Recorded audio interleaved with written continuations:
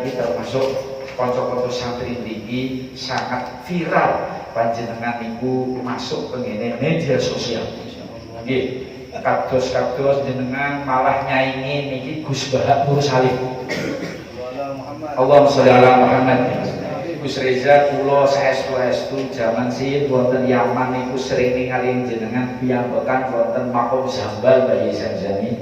Nyuwun sewu lah niku berkahipun niku jenengan nenten kuburan Sayyidina Al-Faqih Muqaddam Muhammad bin Ali Balawi sedangane derekan niki nyuwun sewu dipun berkahipun mriki saking kawula saestu-estu nyuwun aku pangapunten wekdal kawula aturaken dumateng Gus Reza sumangga.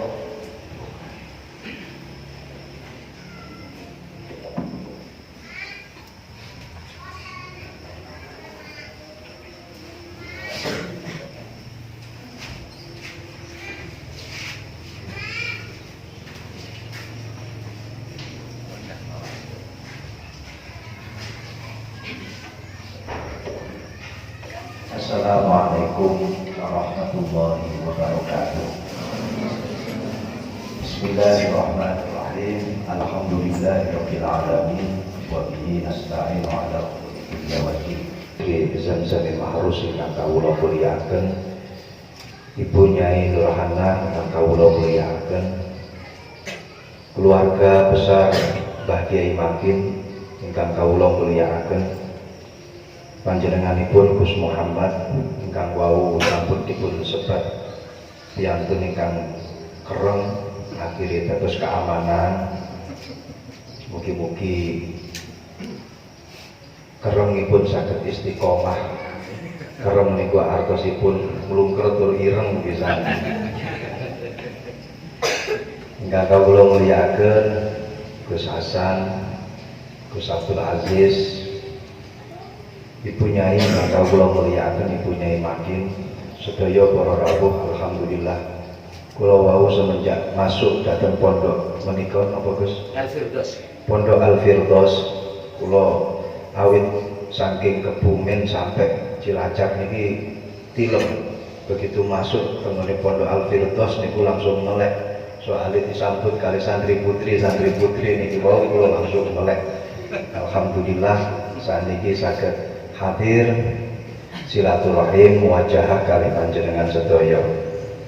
Kula mboten saged matur napa-napa niki mengke ingkang paring atur ingkang paring mauidhah ingkang nyresepi dhateng manah kita sedaya panjenenganipun Rama Kyai Haji Hasan Syukri Zamzami Mahrus. Kawula namung sebagai pemanasan kemawon, sebagai muqaddimah kemawon. Wonten setunggalipun kaidah niki kaidah arab sanes kaidah fikih napa sanes kaidah usul fikih. Kullu syai'in fid dunya qad syarafa bima humil. Wonten ingkang maca kullu syai'in fid dunya qad syarafa bima hamal. Terserah badhe maca humil napa hamal bebas temune nuskha niku mboten wonten harokate, dadi bebas arepe diharokati napa kemawon. Segala sesuatu yang ada di dunia akan menjadi mulia sebab sesuatu yang menempel pada dirinya. Perkara kabeh wonten tenggone donya itu akan menjadi mulia karena ada sesuatu yang melekat pada dirinya. Aslinya biasa-biasa mawon, tapi kalau yang menempel itu adalah sesuatu yang luar biasa, maka dia akan menjadi luar biasa. Aslinya biasa-biasa mawon, tapi karena ada sesuatu yang mulia, akhirnya dia bisa menjadi mulia. Ini adalah hukum yang ada di dunia untuk segala sesuatu yang ada di dunia. Saya akan mencontohkan ketika ada seorang laki-laki wajah biasa-biasa saja, nggak terlalu ganteng, nggak terlalu tampan, dedeke yo gak apik tegep, tapi ketika dia berada di balik setir mobil Mercedes-Benz, maka perempuan mana yang tidak akan melirik? Betul? aslinya biasa-biasa saja, nggak terlalu ganteng, nggak terlalu gegap, tapi ketika dia masuk sekolah pakai sepeda motor Ninja cc-nya 500 cc, maka semua perempuan pasti akan melihat. Betul? Ini bukan karena sejati dirinya, tapi karena sesuatu yang melekat pada dirinya. Orang biasa-biasa saja, nggak terlalu ganteng juga nggak terlalu tetap biasa, tapi ketika dia berjalan menampakkan 10 jari di tangannya, ada akik, ada batu cincin, mentol-mentol semuanya pakai akik, maka saya yakin perempuan pasti akan menoleh. Karena apa? Karena ada sesuatu yang menempel. Akik 10 di 10 jari menempel semuanya. Minimal perempuan pasti akan batin, iki wong edan kapan. Bukan apa-apa, tapi karena sesuatu yang menempel pada dirinya. Nah, panjenengan semuanya sama.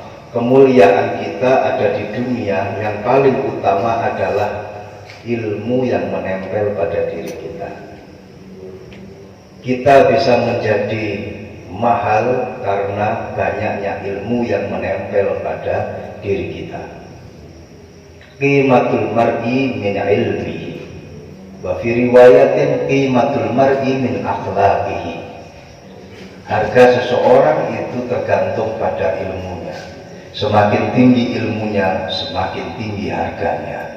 Harga seseorang juga diukur dari akhlaknya. Semakin bagus akhlaknya, maka semakin bagus harganya. Nah, di pondok pesantren ini saya yakin panjenengan mempelajari segala sesuatu yang ada di pesantren ini. Insya Allah pulang dari pondok pesantren ini, harga sampean akan bertambah dan bertambah. Di tengah masyarakat akan dihargai dan dihargai. Oleh siapa saja akan diangkat dan diangkat harga serta martabatnya. Amin ya rabbal alamin. Saya yakin dulu ketika sebelum mondok ngelamar semua anak-anak tetangga ditolak. Mungkin ketika panjenengan pulang dari pondok, semua anak tetangga balik antri untuk menjadi pendamping panjenengan semuanya. Ini bukan karena apa-apa, tapi karena ilmu yang kalian dapatkan. Segala sesuatu yang ada di pondok pesantren ini adalah wasilah tarbiyah. Segala sesuatu yang ada fil ma'had, kullu syai'in fil ma'had wasilah tarbiyah. Semua yang kalian lakukan, semua fasilitas yang ada di pondok pesantren itu adalah media pembelajaran untuk kalian. Mulai dari kitab yang kita buka, itu adalah media kita untuk mendapatkan ilmu syariat. Apa yang panjenengan lihat dari Gus Muhammad itu adalah bagian daripada wasilah tarbiyah. Yang khidmah di kandang sapi juga termasuk wasilah tarbiyah. Yang khidmah di kandang ayam itu pun juga wasilah tarbiyah. Jalan untuk mendapatkan barokah di pondok pesantren banyak. Yang penting dia mau berusaha, dia mau bergerak, insya Allah akan bisa mendapatkan barokahnya. Ada satu kaidah yang disampaikan oleh Syekh Muhammad Ba'udhan, al-barakatu la tujadu illa bil jiddi wal harakah. Barokah itu tidak bisa kita dapatkan kecuali dengan bersungguh-sungguh dan berusaha. Bersungguh-sungguh dan berusaha. Jadi jangan kalian menganggap sing penting aku mondok tak turu wae. Mulai mesti oleh barokah. Hayhata hayhatal aqiq. Itu namanya mimpi. Pengen menjadi orang yang alim, barokah ilmunya, tapi di pondok pesantren tidur, nggak pernah ngapa-ngapain, pasti dia tidak akan mendapatkan apa-apa. Karena barokah itu bisa kita dapatkan biljiddi wal harakah. Ini harus kita pegang.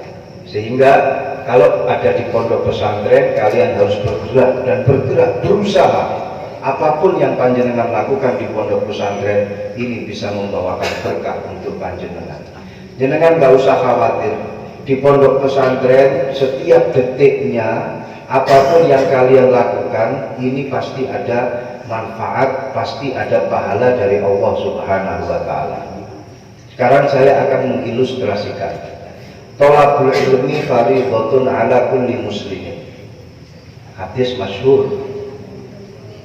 Mencari ilmu hukumnya sangat wajib untuk semua orang muslim. Ya kan?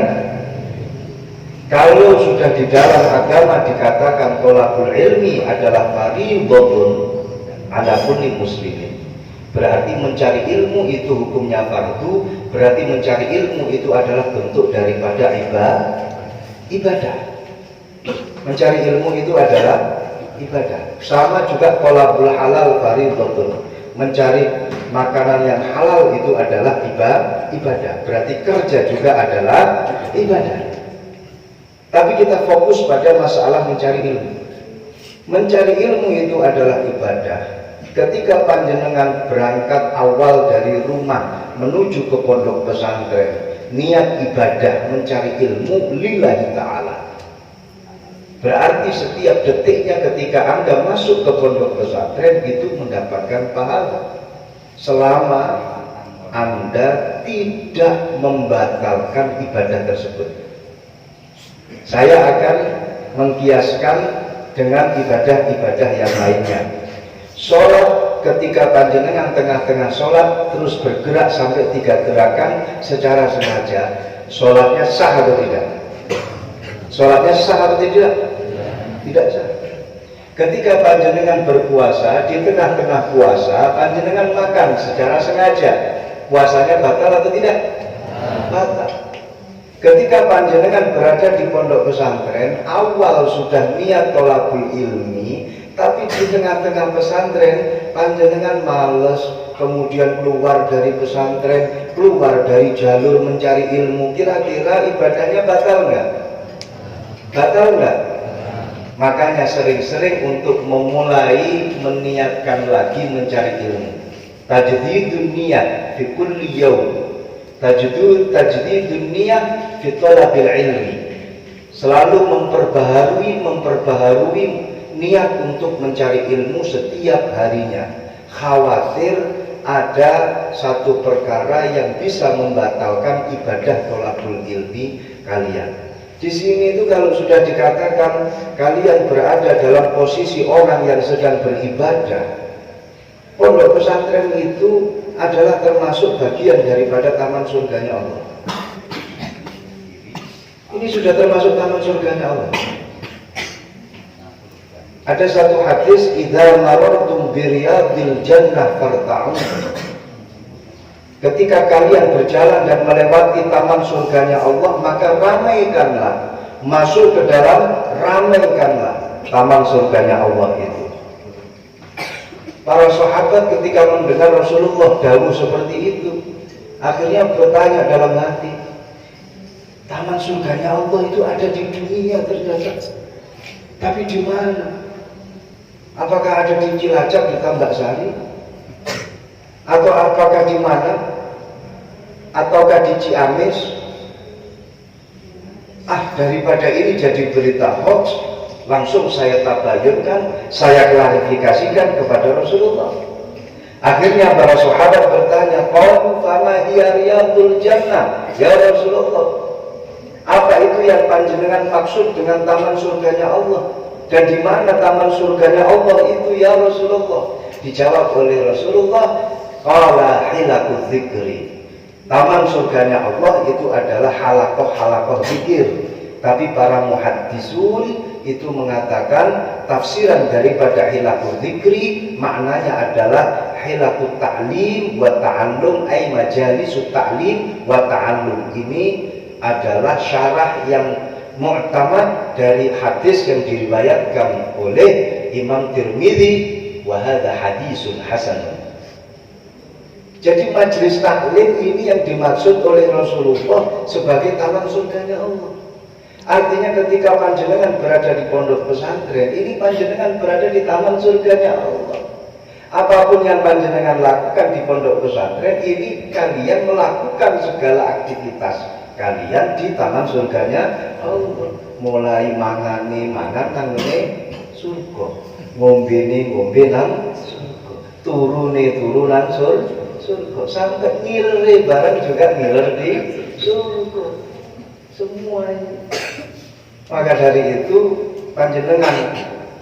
panjenengan sungguh betul-betul merugi kalau seandainya tidak betah di pondok pesantren. Barang siapa yang merasa tidak betah di pondok pesantren, berarti dia masih belum bisa mencium bau surganya Allah yang ada di dunia, yaitu pondok pesantren.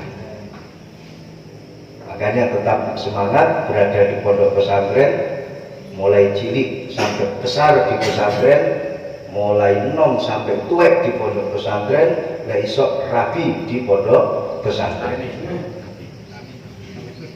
Gus Muhammad siap untuk mengakati antara kalian dengan santri-santri putri. Saya sebagai mak jomblang, jangan lupa Gus 10% bagian.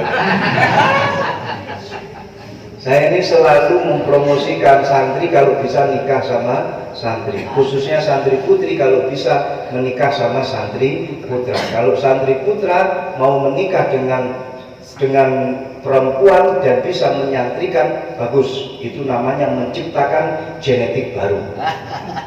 Tapi kalau santri putri kalau bisa yang mengayomi itu adalah orang-orang santri. Teringat dengan satu yang dalil yang ada di dalam kitab Alfiyah, wa fid dhamiri la yaji'ul munfasil idza ta'atta ayyaji'al muttasil. Dalam masalah dhamir, wa fid dhamiri, dalam masalah dhamir di sini kita maknai sebagai hati. Wa fid dhamiri, dalam masalah hati, la yaji'ul munfasil, jangan sampai datang dhamir munfasil, terpisah dari pondok pesantren kita. Idza ta'atta ayyaji al-muttasil, ketika masih ada orang yang ittisal sanadnya dengan kita. Dalam masalah jodoh sama seperti itu. Kalau di pondok Al-Firdaus ini masih ada jodoh kita, kenapa kita harus cari jodoh di pondok pesantren lain? Ini makanya nggak usah jauh-jauh, Gus Muhammad ini siap untuk mengakati panjenengan semuanya. Di zaman milenial ini harus kita jaga betul keluarga kita, mulai dari kita mencari jodoh. Ku anfusakum wa ahlikum nara. Kita harus betul-betul menjaga, mulai dari kita membuat satu hubungan rumah tangga. Ini harus ada di dalam benak kalian. Seorang santri di zaman sekarang ini nggak cukup kalau cuman hanya sekedar melulu saja untuk sekedar mengaji, tapi tanpa melihat bagaimana yang terjadi di sekitarnya. Dawuhnya Nabi Ibrahim, ini Nabi Ibrahim yang dawuh. Saya pun juga bertanya-tanya, kok yang ngerti lah ini dawuh Nabi Ibrahim. Tapi di situ tertulis waqala Ibrahim alaihi salam alal akil ayyakuna lahu, alal akil ayyakuna arifan bi zamanihi wa mustaqbilan fi sya'nihi wa arifan bi rabbih. Ini dawuh yang sangat-sangat langka. Tidak saya tuturkan di tempat manapun dan jarang saya tuturkan di manapun, hanya di tempat ini saya tuturkan karena ini bocoran rahasia dari Nabi Ibrahim. Sallallahu Muhammad. Alal adil ayyakuna arifan di zamani. Orang yang berakal itu harus mengetahui keadaan zamannya. Ya. Orang yang berakal harus mengetahui keadaan zamannya. Sehingga panjenengan ketika mempelajari segala ilmu yang ada di pondok pesantren, kalian harus bisa mengimplementasikan serta mengaplikasikan apapun yang kalian dapatkan di pondok pesantren untuk kemaslahatan masyarakat dan umat. Cocok dengan apa yang didahulukan oleh Sayyidina Ali karramallahu wajhah, al-faqihu man al-haqiqi man yuzawwiju bainal haqqi wal waqi'. Seorang yang santri yang betul-betul santri, seorang kiai yang betul-betul kiai, seorang alim yang betul-betul alim, seorang faqih yang hakiki. Dawuhnya apa? Man yuzawwiju bainal haqqi wal waqi'. Dia orang yang bisa mengkombinasikan, mengkolaborasikan, menerapkan ilmu yang dia dapatkan ketika dia belajar, diterapkan di mana? Dengan realita masyarakat setempat. Ini arifan bizamani. Yang kedua, katanya Nabi Ibrahim, wa mustaqbilan fi sya'ni.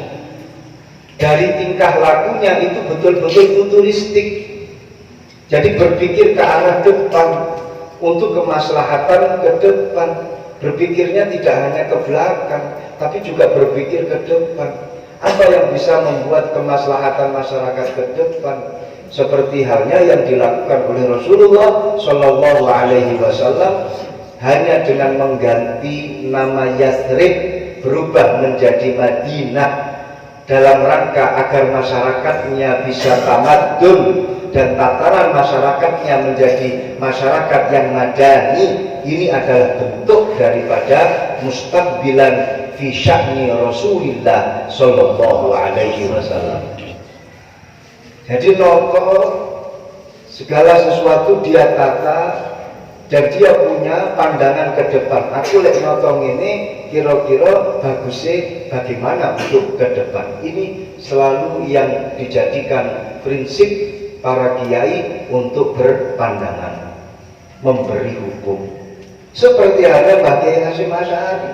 Bagi Hasyim Asy'ari sampai punya jargon kubul waton minal iman, karena memang tahu bahwa butuh semangat heroik, butuh semangat kepahlawanan agar bisa meraih kemerdekaan. Kemudian muncullah jargon kubul waton minal iman. Jadi setiap apa yang dia katakan itu memiliki asar untuk kemaslahatan masa depan. Inilah seorang santri yang hakiki, segala tindak tanduknya ini bisa memiliki asar untuk kemaslahatan ke depan. Kemudian yang berikutnya adalah walaupun toh dia memiliki asar untuk kemaslahatan ke depan, walaupun toh dia tahu betul tentang perkembangan zaman, yang terakhir ditekankan oleh Nabi Ibrahim apa? Arifan bi rabbih, harus mengetahui sifat-sifatnya Allah, harus memahami sifat-sifatnya Allah, sehingga dimanapun dia berada dia tidak akan pernah goyah dengan perkembangan zaman. Dia bisa menjadi komandan untuk merubah zaman, tapi dia tidak berubah karena perubahan zaman. Walaupun toh westernisasi ini merajalela, tapi dia tidak sampai masuk dalam sifat westernisasi karena dia berpegangan dengan prinsip seorang santri. Saya selalu mengatakan jadi santri sampai mati. Artinya di dalam diri kita jangan sampai lepas itu yang namanya identitas kita sebagai santri. Kita harus bangga menjadi santri. Walaupun SS-nya itu sampai S1, S2, sampai S27, tetap kita yang kita banggakan itu adalah identitas kita sebagai seorang santri. Karena santri inilah satu identitas yang akan membawakan kita maslahah fid dunya wal akhir. Karena identitas santri inilah yang bisa memberikan syafaat yang tersendiri untuk kita. Kalau seorang santri hormat kepada para kiai, hormat kepada para guru. Makanya kalau santri itu sebelum baca kitab, sebelum mau ngaji, itu pasti ila hadrati ila muallifi hadal kitab, ila hadrati ila muassisi hadal ma'had, ila hadrati ila jami'i masyayikhina al-fatihah. Kan seperti itu. Tapi kalau selain santri di sekolah-sekolah formal saya tidak pernah dengar ila hadrati man allafa biologi bila saya tidak pernah mendengar ila hadrati man allafa matematika, man allafa hadal buku, hadal kitab, man allafa psikologi, man allafa fisika, nggak ada. Tapi kalau kita identitasnya ini adalah santri, tetap nyantol kepada para masyayikh kita. Maka dari itu apapun yang terjadi, walaupun toh dunia ini sampai berbolak-balik sampai 7 kali, kiamat sudah ada di depan kita, jangan sampai kita ini lelah untuk mengatakan diri kita ini adalah santri. Mati urip pokoknya jadi santri, mati urip pokoknya melu kiai. Siapa kita? Santri. Alhamdulillah.